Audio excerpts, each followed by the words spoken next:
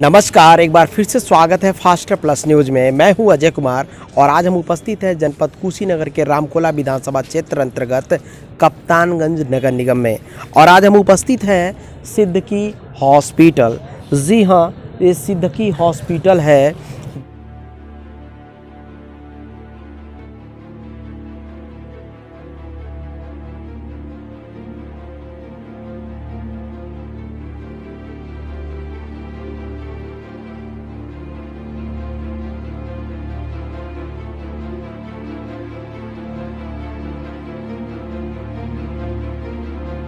और आज हमारे साथ मौजूद हैं डॉक्टर निसार अहमद सिद्दकी जी और आज हम उन्हीं के क्लिनिक में उपस्थित हैं और हमारे साथ जुड़ चुके हैं।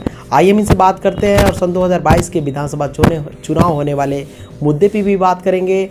और पहले तो इनका बहुत बहुत स्वागत डॉक्टर साहब और 9 वर्ष की बहुत सारी शुभकामनाएं आपको हमारे चैनल की तरफ से। कैसे हैं? आपको भी ठीक हूँ, बहुत बढ़िया हूँ। आपको भी नए वर्ष की बहुत बहुत शुभकामनाएं, मुबारकबाद हमारी तरफ से। डॉक्टर साहब, उत्तर प्रदेश में हो रहे विधानसभा चुनाव को लेकर क्या कहना चाहेंगे? उत्तर प्रदेश का जो चुनाव इस समय 2022 में होने जा रहा है, तकरीबन 2 महीना और रह गए हैं चुनाव में, तो उसमें हमारा ये कहना है कि जनता उसको चुने जो महंगाई, भ्रष्टाचार और डीजल, पेट्रोल, गैस इन सब चीज़ों पे कंट्रोल रखे और जो महिलाएं इस समय अपने आप को असुरक्षित महसूस कर रही हैं, वो अपने आप को जो सरकार सुरक्षा दे उसको निश्चित तौर से चुन करके और विधानसभा में भेजना चाहिए और सरकार वहाँ उसी की होनी चाहिए, ये मैं कहना चाहता हूँ। क्या लग रहा है कि होने वाले विधानसभा चुनाव में नेताजी लोग किस मुद्दे पे बात नहीं कर रहे हैं, चर्चा नहीं कर रहे हैं? देखिए, आज जो उत्तर प्रदेश में सबसे बड़ा मुद्दा है वो महंगाई को लेकर के है और यहाँ जो इस समय शासन प्रशासन चल रहा है वो जनता को समझ में नहीं आ रहा है। इसके पूर्व में जो भी सरकारें रही हैं, जैसे बहन मायावती जी की जो सरकार थी, उस समय लोग अपने आप को ज़्यादा सुरक्षित महसूस कर रहे थे और सुरक्षा भी लोगों को मिलता था अच्छा। और उसके बाद आदरणीय अखिलेश यादव जी की सरकार बनी, उसमें भी लोग कुछ हद तक सुरक्षित थे, लेकिन सबसे ज़्यादा अगर दंगे हुए तो मैं आपको बता देना चाहता हूं कि अखिलेश यादव के सरकार में सबसे ज़्यादा दंगे हुए हैं। उस हिसाब से योगी जी की जो सरकार इस समय चल रही है वो बिल्कुल दंगा मुक्त रहा। पूरा उत्तर प्रदेश की बात आपको मैं बता रहा हूँ। यानी कि कुल मिलाजुला के आपके अनुसार प्रशासनिक व्यवस्था देखी जाए तो बीजेपी गवर्नमेंट में बहुत ही अच्छी रही। प्रशासनिक व्यवस्था भी ठीक रहा और सबसे बड़ी बात यह है कि उत्तर प्रदेश जो है किसी तरह का कोई दंगा, हिंदू मुस्लिम का कोई चक्कर नहीं रहा, ये आपको मैं बताना चाहता हूँ। थोड़ी सी एडमिनिस्ट्रेशन की लापरवाहियाँ कहीं न कहीं होती थी जिसको योगी जी तुरंत कंट्रोल कर लिया करते थे, ये आपसे बताना चाहूँगा। मैं जानना चाहूँगा कि डॉक्टर साहब, आज के डेट में कैसे नेता की चुनाव करनी चाहिए, कैसे उम्मीदवार को अपना बहुमूल्य वोट जनता दें जो उनके हित में कार्य हो? जनता को अपना प्रतिनिधि ऐसा चुनना चाहिए जो 24 आवर्स विधानसभा में अवेलेबल हो, नंबर 1।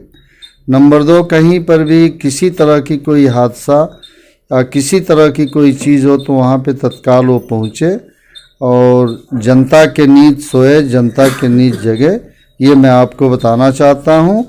और बिजली, पुल, पुलिया, खड़ंजा, रोड, महंगाई, भ्रष्टाचार अपने विधानसभा को सिर्फ कंट्रोल करे और उत्तर प्रदेश के विधानसभा में खड़ा होकर के स्पीकर के सामने अपनी आवाज़ को बुलंद करे और बुलंद करने के बाद विधानसभा में जब आवाज़ उठेगी तो निश्चित तौर पे विधानसभा में लोग खुशहाल महसूस करेंगे। नेताजी, एक समस्या हमने देखा है कि जो कि प्रत्याशियों के बीच में झलक रहा है। प्रत्याशी भी हमसे कई लोगों से बात हुई तो उन्होंने कहा कि बाहर के प्रत्याशी आ रहे हैं, बाहर के प्रत्याशी आके विधानसभा में चुनाव लड़ रहे हैं। क्या लगता है, बाहर के प्रत्याशियों को अगर टिकट मिल जाता है, विधायक बन जाते हैं, तो क्षेत्र का, विधानसभा का विकास तेजी से होगी या फिर वही घिसी पिटी? जी, ये आपका मुद्दा बहुत सही है। आपको ये बताना चाहते हैं कि जनपद कुशीनगर में अगर किसी विधानसभा में किसी को चुनाव लड़ाना है तो इलाहाबाद और लखनऊ और दिल्ली और बॉम्बे का प्रत्याशी नहीं होना चाहिए। कुशीनगर जनपद के अंदर का अगर आदमी है तो इस विधानसभा में अगर उसका जाति समीकरण सही है तो उस विधानसभा में उसको निश्चित तौर पे, चाहे बसपा हो, चाहे सपा हो, चाहे भाजपा हो, चाहे कोई भी दल हो, निश्चित तौर पे उसको टिकट दे करके और जिसका जनाधार मजबूत हो उसको चुनाव लड़ा करके निश्चित तौर पे जनता से भी गुजारिश करना चाहते हैं कि ऐसा प्रतिनिधि आप चुनें कि वो जीत करके जाए और आपके बातों को विधानसभा में उठाए। और पढ़ा लिखा शिक्षित आदमी होना चाहिए, बेरोजगार नहीं होना चाहिए। बेरोजगार होगा तो जीतने के बाद वो अपना रोजगार बना लेगा। निश्चित तौर पे उस आदमी का कुछ साइड धंधा हो, कुछ काम हो, जो जीत करके जाने के बाद उसको मेन पेशा अपना न बनाए, सेवा के भावना से विधानसभा के अंदर जाके अपना काम करे और जनता हित में काम करे। जो जनता चुनाव जिता करके भेजती है वो जनता उससे बहुत उपेक्षा करती है, उसके उपेक्षा पे उसको एकदम खर्रा उतरना चाहिए। ये आपको बताऊँ। जी डॉक्टर साहब, आप पेशे से एक डॉक्टर हैं और जैसे कि प्रदेश में, देश में कोरोना और उसका नया वेरिएंट जो है ओमिक्रॉन है कि खतरा दिन प्रतिदिन बढ़ती जा रही है। ऐसे में चुनाव भी आ गया है, तो मैं आपसे जानना चाहूँगा और आपसे कहलवाना चाहूँगा उन सभी नेताजी से और तमाम जनता से जो सन 2022 के विधानसभा चुनाव में बड़ी तेज़ी से चल रहे हैं और वोट करने वाले हैं। आपका क्या ओपिनियन है, आपका क्या सुझाव है उन जनता के लिए और नेताओं के लिए? सबसे पहले ये आपके चैनल के माध्यम से मैं कहना चाहता हूँ, चुनाव आयोग को सबसे पहले रिस्ट्रिक्शन रैलियों पे लगाना चाहिए। जहाँ भीड़ भाड़ इकट्ठा हो उस पे जो है रिस्ट्रिक्शन लगाना चाहिए, ताकि ओमिक्रॉन जो वेरिएंट आया है ये बहुत ख़तरनाक है। इसका असर डायरेक्ट लंग्स और फेफड़े पे हो रहा है और 1 से 2 महीने के बाद वो आदमी बहुत, उसकी हालत सीरियस हो जा रही है, जो आउट ऑफ कंट्रोल हो जाएगा। इसलिए मैं कहना चाहता हूँ, जनता से भी कहना चाहता हूँ और अपने तमाम जनप्रतिनिधियों से कहना चाहता हूँ और पार्टी के राष्ट्रीय अध्यक्षों से भी मैं इस बात को कहना चाहता हूँ कि कहीं भी भीड़ भाड़ ज़्यादा लगाने की ज़रूरत नहीं है। जनता मन में बैठा ली है कि हमें किसको चुनाव जिताना है और किसको उत्तर प्रदेश का बागडोर किसके हाथ में देना है। तो इसलिए मैं कहना चाहता हूँ कि ओमिक्रॉन एक बहुत ख़तरनाक वेरिएंट है, इससे आप लोग बचें और सोशल डिस्टेंसिंग का पालन हर हालत में करना चाहिए। जैसा कि शासन प्रशासन का भी आदेश है कि कहीं एक जगह भीड़ इकट्ठा न हो और सोशल डिस्टेंसिंग का पालन हर हालत में होना चाहिए। ये मैं अपने तरफ से भी तमाम आवाम को आपके चैनल के माध्यम से कहना चाहता हूँ कि जी है, जान है तो जहान है। बस एक शब्द आपसे अंत में डॉक्टर साहब, आने वाले 26 जनवरी के अवसर पर तमाम जनता को क्या संदेश देना चाहेंगे?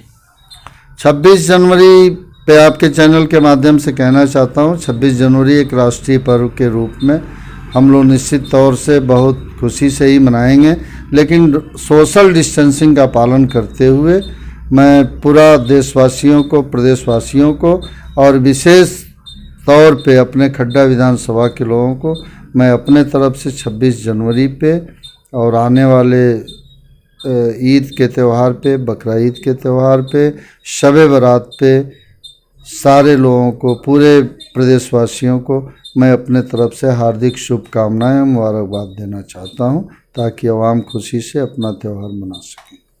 धन्यवाद सर।